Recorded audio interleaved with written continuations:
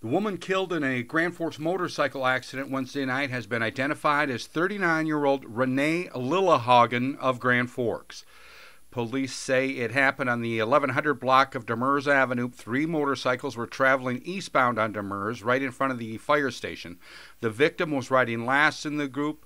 The victim, Lillehagen, was riding a yellow 2000 Harley-Davidson motorcycle, lost control, and hit the curb and then struck a traffic control pole.